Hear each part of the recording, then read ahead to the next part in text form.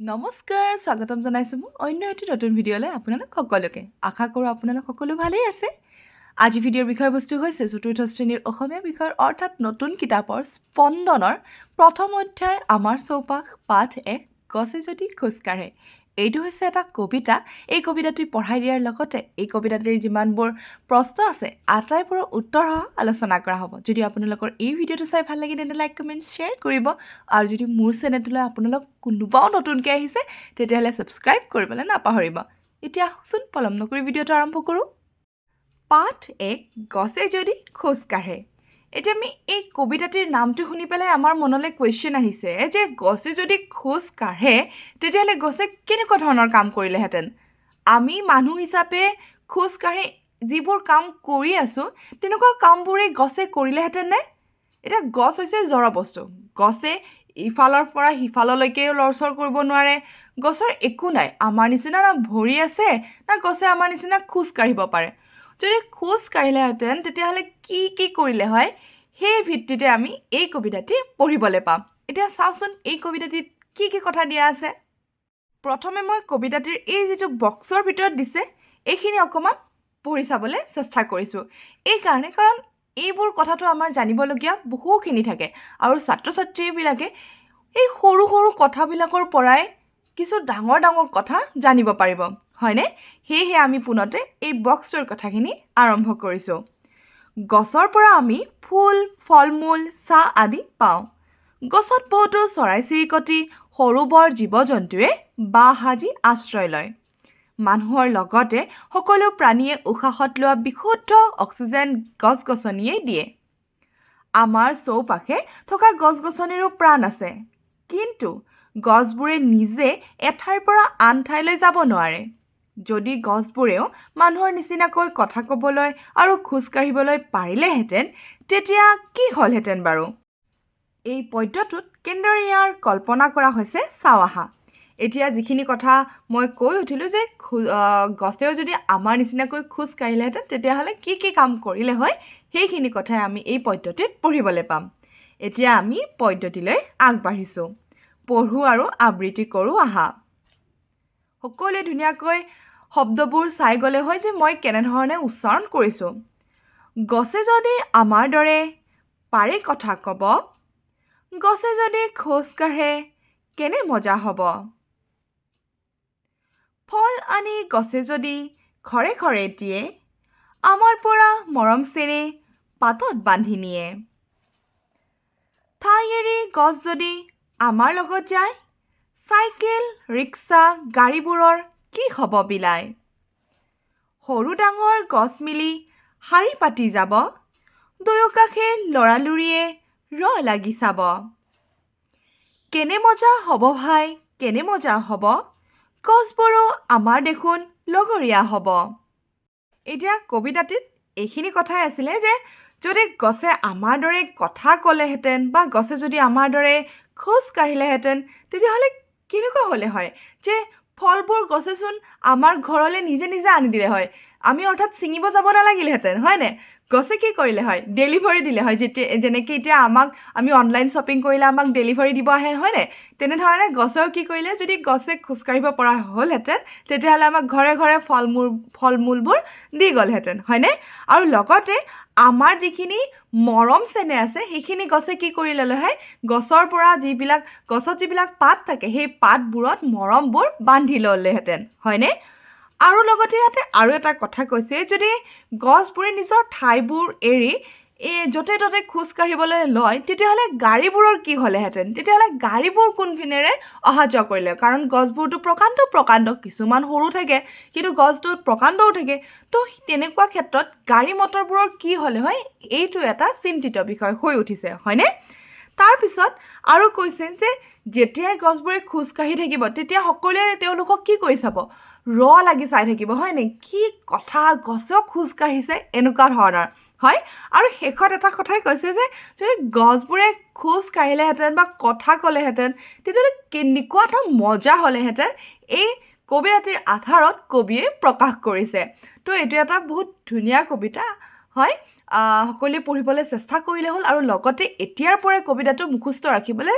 সকলোৱে চেষ্টা কৰিলে হ'ল কাৰণ পৰীক্ষাত আমাৰ আহিবই আমি যদি আমাৰ পঢ়াবোৰ এতিয়াৰ পৰাই কমপ্লিট কৰি যাওঁ তেতিয়াহ'লে আমি আগলৈ কি কৰিব পাৰিম আমাৰ কাৰণে সহজ হৈ পৰিব ঠিক আছে এতিয়া আমাক ইয়াতে কি প্ৰশ্ন দিয়া হৈছে সেইখিনি বিষয়ে আলোচনা কৰোঁ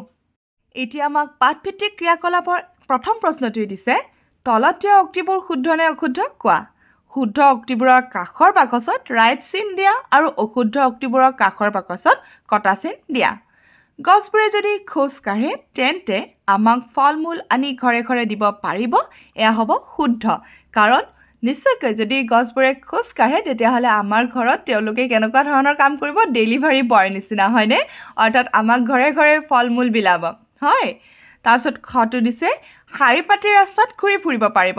হয় ঘূৰি ফুৰিব পাৰিব তেওঁলোকে যেনেধৰণে আমি গছবোৰ শাৰী পাতিকৈ তেওঁলোকে তেনেধৰণে শাৰী পাতিকৈ খোজকাঢ়ি থাকিব পাৰিব গটো দিছে আমাৰ লগৰীয়া হ'ব নোৱাৰিব আমাৰ লগৰীয়া হ'ব পাৰিব কিয় নোৱাৰিব আমি যেতিয়া খোজকাঢ়ি গৈ থাকিব আমিও খোজকাঢ়ি গৈ থাকিম আমি ইজনে সিজনৰ লগত কিছু কথা পাতিম তেনেধৰণে আমাৰ লগত লগৰীয়া হ'ব পাৰিব নহ'বলগীয়া কোনো ধৰণৰ কথাই নাই তাত ঘটো দিছে লৰালৰিৰ লগত কথা পাতি থাকিব পাৰিব এতিয়া মই ইয়াতে এটা কথা কৈছোঁ যিহেতু আমাক খোজকাঢ়িৰ কথা কৈছে সেই ক্ষেত্ৰত কিন্তু আমি এই বাক্যটি ভুল দিব লাগিব কাৰণ ইয়াতে খোজকাঢ়ি থকাৰহে কথা কৈছে খোজকাঢ়ি থকাৰ কথাত আমি কথা পাতিব পৰা কথাটো আমাৰ ইয়াতে উল্লেখ নহ'ব হয়নে সেয়েহে মই এইটো কিন্তু ভুল দিছোঁ যদি কথা পতাৰ কথাত দিলে হয় তেতিয়াহ'লে এইটো আমি ক'ব পাৰিলোঁ তেতিয়া মানে কি হ'ব যে লৰালৰিবিলাকে লাগি চাই থাকিব পাৰিব যে তেওঁলোকে খোজকাঢ়ি আছে কিন্তু কথা পাতিব যে পাৰিব সেইটো মই এইকাৰণে কি দিয়া হৈছে ইয়াতে ভুল দিয়া হৈছে ঠিক আছে আৰু উঙটো দিছে চাইকেল ৰিক্সা গাড়ীবোৰৰ দৰে বেগাই যাব নোৱাৰিব আৰু এইটো সঁচা কথা কাৰণ চাইকেল বা যিবিলাক মটৰ গাড়ী আছে সেইবিলাকৰ নিচিনা জানো গছে বেগাই যাব পাৰিব নোৱাৰে গছৰ এটা লিমিট থাকিব তেওঁলোকে সেই লিমিটতে কি কৰিব পাৰিব খোজ কাঢ়িব পাৰিব তো মই কটো খটো আৰু উঙটো ৰাইট চিন দিছোঁ বাকী গ আৰু ঘটো কটা চিন দিছোঁ এতিয়া আমাক 2 নম্বৰটো কি দিছে সেইটো চাই লৈছোঁ তলত দিয়া ছবিকেইখন চাই পদ্যটোৰ সৈতে মিল থকা স্তৱককেইটা খালী ঠাইত লিখা অৰ্থাৎ এই ফটোকেইটা চাই পেলাই আমাৰ যে কবিতাটো যে আমি পঢ়িলোঁ তাৰে কোন দুটা স্তৱক মিল খাব সেই দুটা স্তৱক ইয়াতে লিখিব দিছে মই বাৰু দেখুৱাই দিছোঁ দেই কবিতাটোৰ পৰা এতিয়া যিখন প্ৰথম ছবি দিছে সেইখনৰ ভিত্তিত এইটো মিলিব ঠাই এৰি গছ যদি আমাৰ লগত যায় চাইকেল ৰিক্সা গাড়ীবোৰৰ কি হ'ব বিলাই এই স্তৱকটো মিলিব সকলোৱে এই স্তৱকটো সেইখিনি জেগাত লিখি দিলে হ'ল অৰ্থাৎ প্ৰথম ছবিখনৰ লগত দেখুৱাই দিছোঁ কোনখন ছবিৰ লগত এই 4টা লাইন বহুৱাব লাগিব এই ছবিখনৰ লগত সেই 4টা লাইন বহুৱাব লাগিব ঠিক আছে বাকী এই ছবিখনৰ ভিত্তিত কোন কেইটা শাৰী বহিব সেইটো দেখুৱাই দিছোঁ আৰু সেইখন ছবিৰ লগত এই 4টা ফল আনি গছে যদি ঘৰে ঘৰে দিয়ে আমাৰ পৰা মৰম চেনে পাতত বান্ধি নিয়ে এই 4 শাৰী তাত লিখিব লাগিব ঠিক আছে মই এবাৰ বাকী লিখি দিয়া নাই সকলোৱে নিজে নিজে সেইখিনি মানে যিখিনি খালী ঠাই দিয়া আছে তাত লিখিবলৈ চেষ্টা কৰিলে হ'ল এতিয়া আমাক 3 নম্বৰটো দিছে ভাবা আৰু লিখা অৰ্থাৎ ভাবিব দিছে আৰু লিখিব দিছে এতিয়া মই এই প্ৰশ্ন তিনিওটাৰে ভাৱখিনি সকলোৰে লগত শ্বেয়াৰ কৰিম অৰ্থাৎ সকলোকে জনাম যে মই মোৰ হিচাপে কি কৰিলোঁ হয় যিহেতু এইটো ছাত্ৰ ছাত্ৰীৰ ভিত্তিত প্ৰশ্নটো সোধা গৈছে যে তোমালোকে কি কৰিলাহেঁতেন ঠিক আছে তো সেই হিচাপত মই উত্তৰটো মোৰ যিখিনি ভাৱধাৰা সেইখিনি মই সকলোৰে আগত প্ৰকাশ কৰিম বাকী তোমালোকে কেনেধৰণে লিখিলে ভাল বুলি ভাবিবা সেইখিনি তোমালোকে নিজে নিজে চেষ্টা কৰিবা ঠিক আছে এনেকুৱা নহয় যে আমি সকলো অৰ্থাৎ মই যদি ইয়াৰে প্ৰত্যেকটো উত্তৰে দি দিওঁ তেতিয়াহ'লে ছাত্ৰ ছাত্ৰীয়ে ভাবিবলৈ কি হৈ যাব তেওঁলোকে এনেকুৱা হৈ যাব আমি নাভাবিলেও হ'ব বাইদেউটো আমাক সকলো দিয়ে দিব কিন্তু তেনেকুৱা নহয় যিহেতু সকলোৰে উপযুক্ত এটা ব্ৰেইন আছে সকলোৱে চিন্তাধাৰা কৰি পেলাই লিখিবলৈ চেষ্টা কৰিলে হ'ল মই যিকেইটা ইম্পৰ্টেণ্ট সেইকেইটাতো মই দিমেই যিখিনি অৰ্থাৎ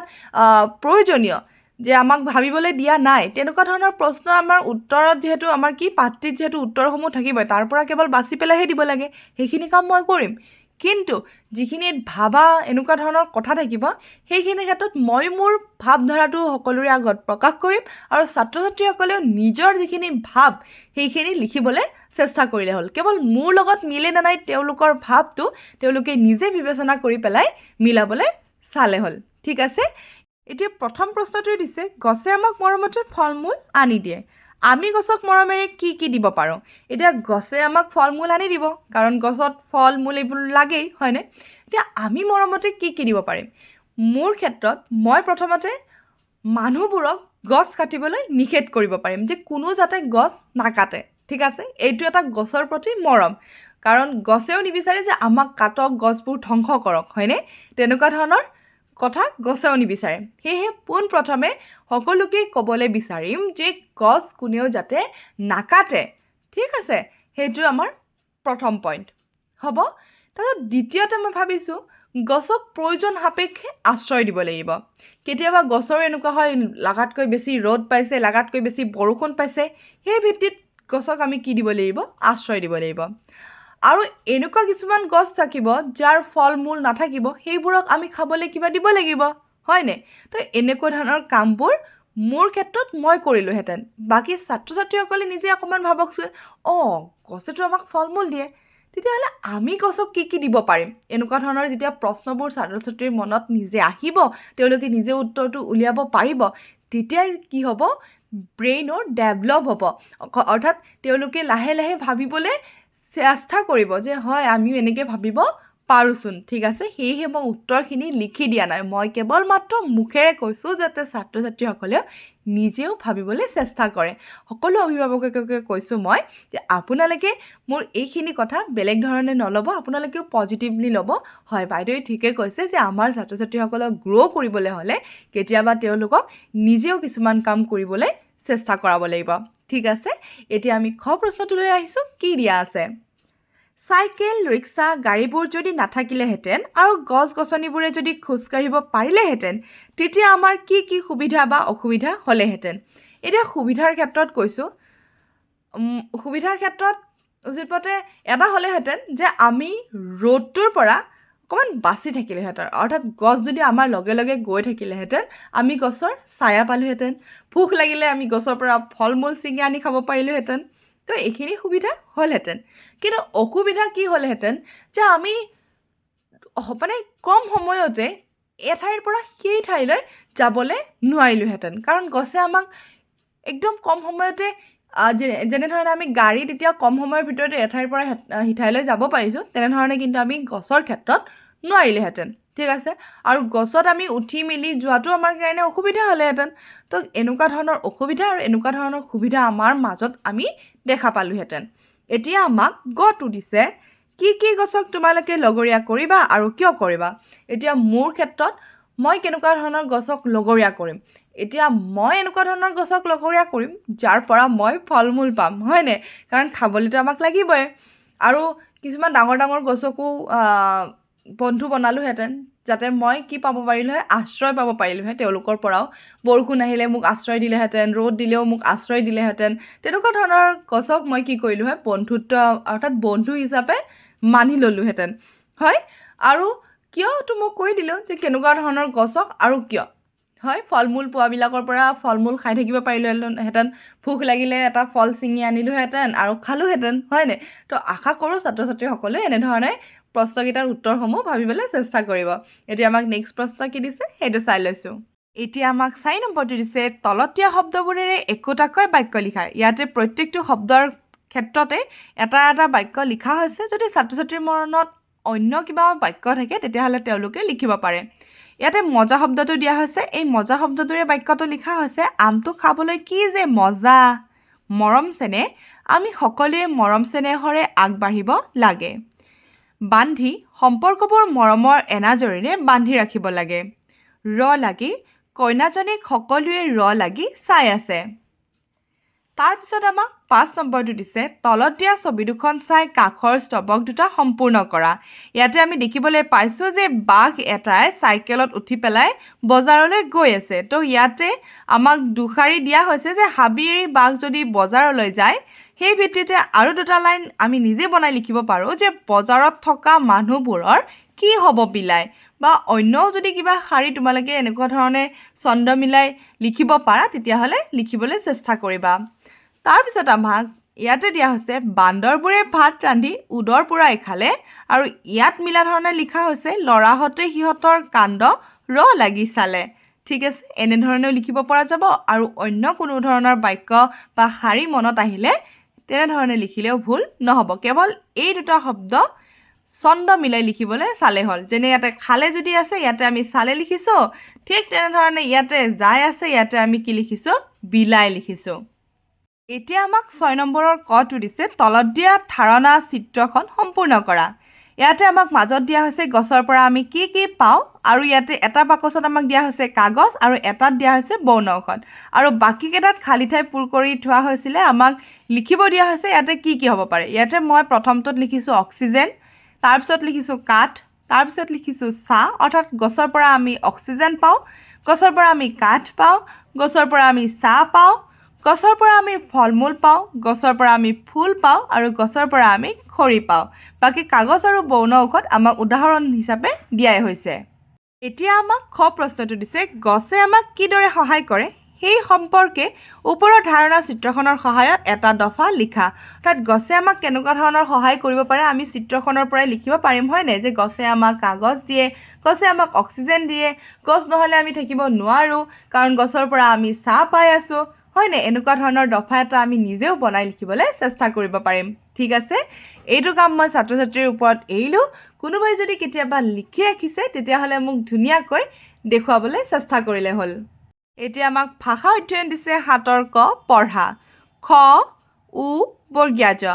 এইকেইটা বৰ্ণ বা আখৰ অৰ্থাৎ এনেধৰণে যিবিলাক থাকিব সেইবোৰক আমি বৰ্ণ বা আখৰ বুলি কওঁ ঠিক আছে বাকি ইয়াতে যিটো খোজ বুলি দিয়া হৈছে এইটো এটা কি হৈছে শব্দ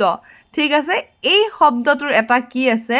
অৰ্থ আছে এতিয়া আমাক ইয়াতে দিছে জানো আহা এটা বা ততোধিক বৰ্ণ বা আখৰ লগ হৈ একোটা শব্দ গঠন হয় যেনে হ্ৰস্বই ঐ সি গছ ভাই খোজ বগলী গৰম কলম ৰিক্সা স্তবক বান্ধি আদি শব্দৰ নিজা নিজা অৰ্থ থাকে এতিয়া আমাক খটো দিছে দলত আলোচনা কৰি কোৱা আৰু লিখা এক আখৰীয়া তিনিটা শব্দ ইয়াতে লিখা হৈছে মা যা গা তাৰপিছত ইয়াতে তিনি আখৰীয়া তিনিটা শব্দ লিখিব দিছে ম ৰ ম ইয়াতে তিনিটা আখৰ লগ লাগি পেলাই এটা শব্দ হৈছে এয়া হৈছে মৰম ইয়াতে লিখা হৈছে দেউতা ইয়াতে লিখা হৈছে আইতা যুক্তাক্ষৰ নথকা তিনিটা শব্দ অৰ্থাৎ যুক্তাক্ষৰ নথকা তিনিটা শব্দ লিখা হৈছে ঘৰ ফল কলম ইয়াতে কিন্তু আকাৰ ইকাৰ থাকিব পাৰিব দেই কেৱল যুক্তাক্ষৰ থাকিব নোৱাৰিব ইয়াতে দিছে যুক্তাক্ষৰ থকা তিনিটা শব্দ যেনেধৰণে ৰিক্সা বান্ধি স্তবক এতিয়া আমাক গটো দিছে খেলি মেলিকৈ থকা আখৰবোৰ লগ লগাই অৰ্থপূৰ্ণ শব্দ সাজি উলিওৱা ল ফ ফল ৰঙ দা ডাঙৰ চেহনে চেনে ৰিয়া গল লগৰীয়া ইচালকে চাইকেল অৰ্থাৎ এই ওলোটা থকা শব্দকেইটা আমি যেতিয়া ঠিক কৰি লৈছোঁ তেতিয়া প্ৰত্যেকটো শব্দৰে এটা এটা অৰ্থ প্ৰকাশ পাইছে এতিয়া আমাক 8 নম্বৰৰ কটো দিছে তলত দিয়া পদ্য দুফাকীৰ বান্ধি আৰু ৰিক্সা শব্দ দুটাত যুক্তাক্ষৰ দুটা কেনেদৰে গঠন হৈছে চাওঁ আহা আমাৰ পৰা মৰম চেনে পাতত বান্ধি নিয়ে বান্ধি শব্দটোৰ যুক্তাক্ষৰটো হৈছে নয়ধন ধ জানো আহা দন্ত্য ন যোগ দন্ত্য ধ নয়ধন ধ চাইকেল ৰিক্সা গাড়ীবোৰৰ কি হ'ব বিলাই ৰথ হস্যইকাৰে ৰি কয় হস্কত আকাৰে খা ৰিক্সা জানো আহা ক যোগ দন্ত্য হ কয় হস খ এতিয়া আমাক খটো দিছে নয়ধন ধ থকা তিনিটা শব্দ লিখা ৰান্ধি কান্ধ বন্ধ কয়হস ক থকা তিনিটা শব্দ লিখা অক্সিজেন নক্সা বাক্সা বাক্সা হৈছে এখন জিলাৰ নাম আমাৰ অসমৰ এখন জিলাৰ নাম তাৰপিছত ইয়াতে 9 নম্বৰটো দিয়া হৈছে তলত দিয়া আখৰবোৰ শব্দলৈ আৰু শব্দবোৰ আখৰলৈ পৰিৱৰ্তন কৰা গ যোগ আ যোগ দয় বিন্দু ৰ যোগ দীৰ্ঘই গাড়ী ৰ যোগ হ্ৰস্বই যোগ ক যোগ দন্ত্য হ যোগ আ ৰিক্সা বান্ধি ব যোগ আ যোগ ন যোগ অৰ্থাৎ দন্ত্য ন যোগ দন্ত্য ধ যোগ হ্ৰস্বই বান্ধি লগৰীয়া ল যোগ গ যোগ ৰ যোগ দীৰ্ঘই অন্ত্যষ্টয় আ তাৰপিছত ইয়াতে আমাক 10 নম্বৰটো দিছে লগৰীয়া শব্দটো তোমালোকে পদ্যটোত পাইছা লগ আৰু অৰিয়া লগ লাগি লগৰীয়া শব্দটো গঠন হৈছে একেদৰে তলত দিয়া শব্দবোৰ গঠন কৰি লিখা লগ অৰিয়া লগৰীয়া বন অৰিয়া বনৰীয়া নাও অৰিয়া নাৱৰীয়া ভাও অৰিয়া ভাৱৰীয়া জানো আহা শেষত উ থকা শব্দৰ লগত অৰিয়া আৰু অলিয়া লগ লাগিলে ওটো ৱাব্য হয় যেনে গাঁও যোগ অলিয়া গাঁৱলীয়া এতিয়া আমাক জ্ঞান সম্প্ৰসাৰণ দিছে অৰ্থাৎ জানিবলগীয়া কথা দিছে জানি থোৱা আহা গছৰ শিপাই মাটিৰ পৰা খাদ্য আহৰণ কৰে গছ-গছনিৰ শিপাই মাটিৰ উপৰিভাগ খামুচ মাৰি ধৰি থাকে ফলত মাটি সহজে খহিব নোৱাৰে উদ্ভিদে এঠাইত থাকিয়ে সকলোৰে উপকাৰ সাধন কৰে আনহাতে প্ৰাণীয়ে এঠাইৰ পৰা আন ঠাইলৈ বিচৰণ কৰি নিজৰ ভূমিকা পালন কৰে এনেদৰে প্ৰকৃতিৰ সকলোবোৰ চৰাচৰ জীৱই নিজৰ নিজৰ কাম কৰি থাকে এতিয়া আমাক 11 নম্বৰটো দিছে ক তলত দিয়া বেনাৰখন পঢ়া আমি কিয় গছ ৰুব লাগে গছৰ শিপাই মাটিৰ খহনীয়া ৰোধ কৰে গছ-গছনি বেছি থকা অঞ্চলত নিয়মীয়াকৈ বৰষুণ হয় বহুতো চৰাই-চিৰিকটি আৰু জীৱ-জন্তুৱে গছ-বৃক্ষত আশ্ৰয় লয় গছে বায়ু শীতল কৰি ৰাখে গছ-গছনিয়ে দূষিত বায়ু শোধন কৰি অক্সিজেন গেছ এৰি দিয়ে এতিয়া আমি এটা প্ৰশ্ন পাইছিলোঁ যে গছে আমাক কিদৰে সহায় কৰে তাৰ ভিত্তিত এটা দফা লিখিবলৈ দিছিলে আৰু সেই দফাটোত কিন্তু আমি এইখিনি কথা কি কৰিব পাৰিম উল্লেখ কৰিব পাৰিম যেহেতু এইখিনি একেবাৰে দৰকাৰী কথা হয় ঠিক আছে এতিয়া আমাক কি দিছে সেইটো চাই লৈছোঁ আৰু ইয়াতে এটা কথা কৈছোঁ যে পৰীক্ষাত কিন্তু এই প্ৰশ্নটো আমাৰ আহিব পাৰে দেই যে গছে আমি গছক কিয় ৰুব লাগে এনেকুৱা ধৰণৰ প্ৰশ্ন এটা আহিব পাৰে সেয়ে আমি এইখিনি কথা কিন্তু এতিয়াৰ পৰাই মনত ৰাখিবলৈ চেষ্টা কৰিব লাগিব এতিয়া আমাক খটো দিছে ছবিখন চাই তোমাৰ মনলৈ কি ভাৱ আহিছে কোৱা ওপৰৰ বেনাৰখনত থকা কথাখিনিৰ উপৰি আন কি কি কাৰণত গছপুলি ৰুব লাগে বুলি তুমি ভাবা কোৱা আৰু লিখা এইখিনি তোমালোকৰ ভিত্তিতে দিয়া হৈছে যে তুমি আৰু কি কি ক্ষেত্ৰত গছপুলি ৰুব লাগে বুলি তুমি ভাবিবা সেইটো তোমাক লিখিব দিছে যে গছৰ পৰা আমি কি পাব পাৰোঁ ছাঁ পাব পাৰোঁ গছৰ পৰা আমি ফল মূল পাব পাৰোঁ গছে আমাক অক্সিজেন গেছ দি আছে এনেকুৱা ধৰণৰ কামতো আমি কি গছপুলি ৰুব লাগে হয় গছপুলি এটা ৰোৱাৰ পাছত পুলিটো ডাঙৰ হ'বলৈ তুমি কেনেকৈ যতন ল'বা কোৱা আৰু লিখা তো গছপুলি এডাল ৰুলেইতো নহ'ব তাৰতো যতন ল'ব লাগিব তো তুমি যতন কেনেধৰণে ল'বা যতন মানে যত্ন যে গছপুলিডাল কেনেধৰণে ডাঙৰ দীঘল কৰিবা তাক লৈ যেনে তোমাক ডাঙৰ কৰোঁতে মা দেউতাৰ কষ্ট হৈছে হয়নে তেওঁলোকে তোমাক সময়মতে খুৱাইছে সময়মতে খুৱাইছে সময়মতে তোমাক যি দিব লাগে সেয়া দিছে তো তেনেধৰণে আমি গছপুলি এডালক ডাঙৰ কৰিবলৈ হ'লেও আমাক কি লাগিব সেই গছপুলিডাল কেনেধৰণে আমি ডাঙৰ দীঘল কৰিম তাৰ